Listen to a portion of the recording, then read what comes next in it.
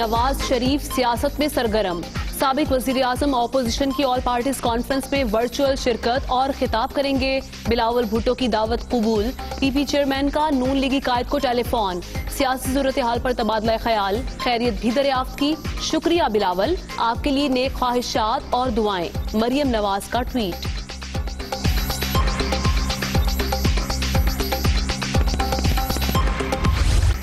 Opposition کی all parties conference کو کثیر الجماعتی کانفرنس کا نام دے دیا گیا، دعوت نامے بھی جاری، ایجنڈا 2 نکاتی ہوگا۔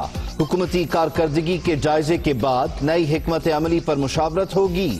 حزب اختلاف کی جماعتیں حکومت کو ٹف ٹائم دینے کے لیے تجاویز بھی دیں گی۔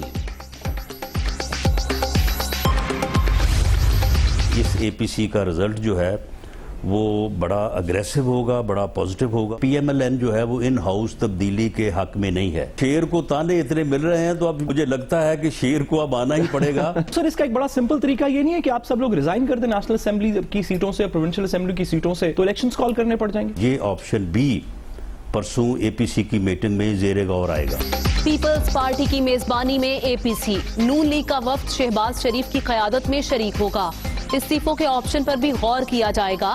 رانا ثناءاللہ کی کانفرنس کا نتیجہ جارحانہ ہونے کی پیش گوئی، نون لیگی رہنما کی اختلافی نوٹ میں گفتگو۔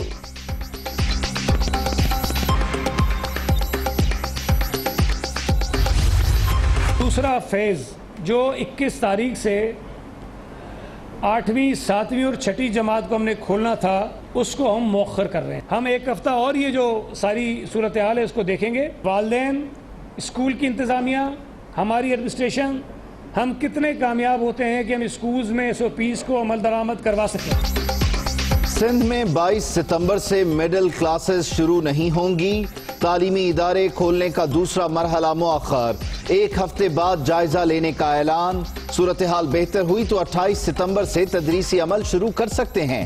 بچوں کے تعلیمی نقصان کا ادراک ہے لیکن صحت پر سمجھوتا نہیں کر سکتے، سعید غنی کی گفتگو۔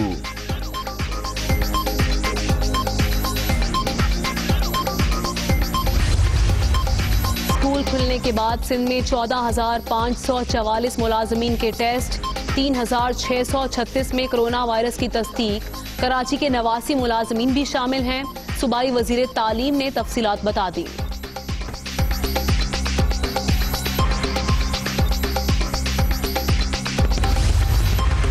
مڈل کلاسز کے اجراء کا شیڈیول تبدیل نہیں ہوا، دوسرا مرحلہ 23 ستمبر سے ہی شروع ہوگا۔ حتمی فیصلہ 22 ستمبر کو این سی او سی میں کیا جائے گا۔ وفاقی وزیر تعلیم شفقت محمود کا سندھ حکومت کے فیصلے پر رد عمل۔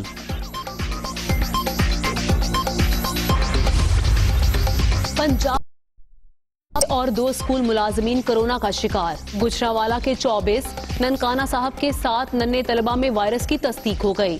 بھکر میں بھی ایک بچے کا ٹیسٹ پازیٹیو آ گیا۔ خیبر پختونخوا کے 13 اساتذہ بھی وائرس کا شکار۔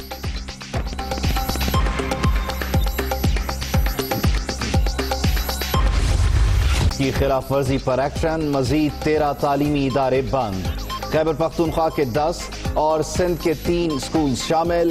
کارروائی مناسب انتظامات نہ ہونے کے باعث کی گئی، تعداد 35 ہو گئی۔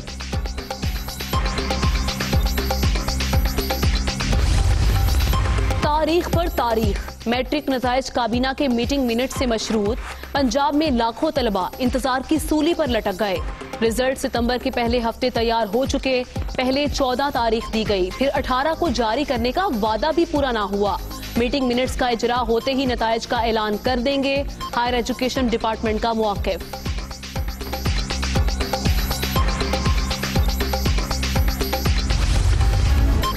غریب عوام کے امیر نمائندے، شاہد خاقان عباسی سب سے زیادہ 24 کروڑ 20 لاکھ روپے انکم ٹیکس ادا کرنے والے سیاستدان۔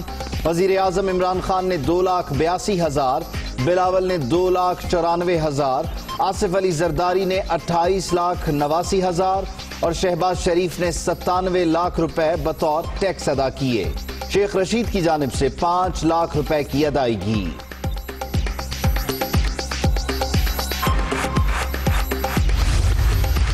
فواد چودھری 16 لاکھ روپے ٹیکس ادا کرنے والے وزیر، علی زیدی نے 8 لاکھ، مراد سعید اور شبلی فراز نے 3 لاکھ ٹیکس دیا۔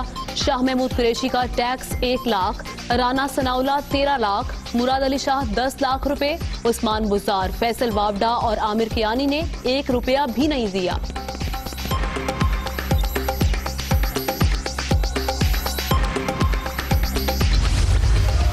میاں عتیق شیخ صاحب تشریف رکھیں،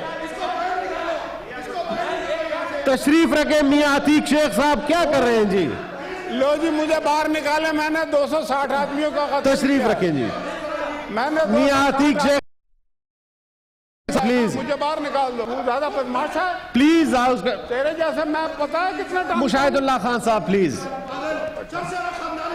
بیٹھ جائیں جی، تشریف رکھیں۔ میاں عتیق شیخ صاحب، منسٹر صاحب بیٹھائیں جی۔ میاں عتیق شیخ صاحب تشریف رکھیں۔ میں ابھی ملتا ہوں تجھے باہر، ابھی میں ملتا ہوں تجھے، جی لیڈر آف دا اپوزیشن کھڑے ہیں، ان کی بات سن لیتے ہیں۔ ملتا ہوں ابھی میں بتاتا ہوں میں کون ہوں۔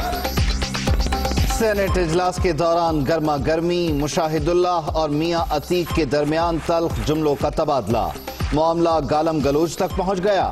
ایم کیو ایم رکن سمجھ رہی ان کا راج ہے، ابھی باہر ملتا ہوں، نون لیگی رکن کی دھمکی۔ موٹر وے زیادتی کیس کا مرکزی ملزم شکنجے میں نہ آ سکا، عابد ننکانہ صاحب میں بھی پولیس کو چکمہ دے کر فرار، 6 خاکے تیار، تصویر فرانزک ڈپارٹمنٹ سے لیک ہونے کا انکشاف، متعلقہ شخص کی نشاندہی ہو گئی، رپورٹ وزیر اعلیٰ کو پیش کی جائے گی۔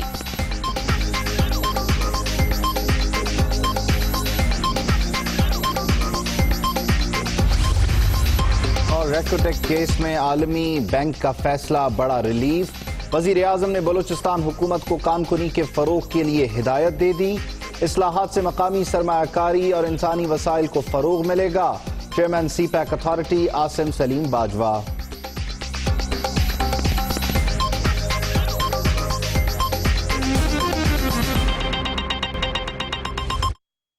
السلام علیکم، میں ہوں آمنہ کھٹانہ۔ میں ہوں Obaidullah Siddiqui. Headlines آپ جان چکے، واپس آئیں گے بریک کے بعد۔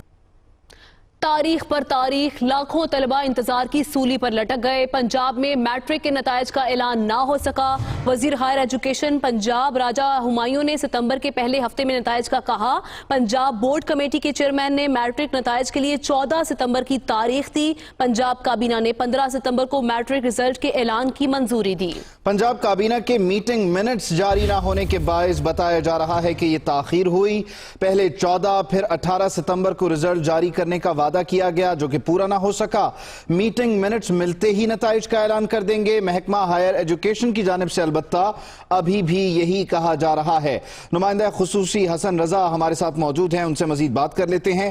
حسن کہیے گا، تاریخ دی گئی، اس کے بعد ایک نئی تاریخ، میٹنگ منٹس جاری نہیں ہوئے، ہائر ایجوکیشن کی طرف سے کیا بتایا جا رہا ہے، کیوں تعطل ہے؟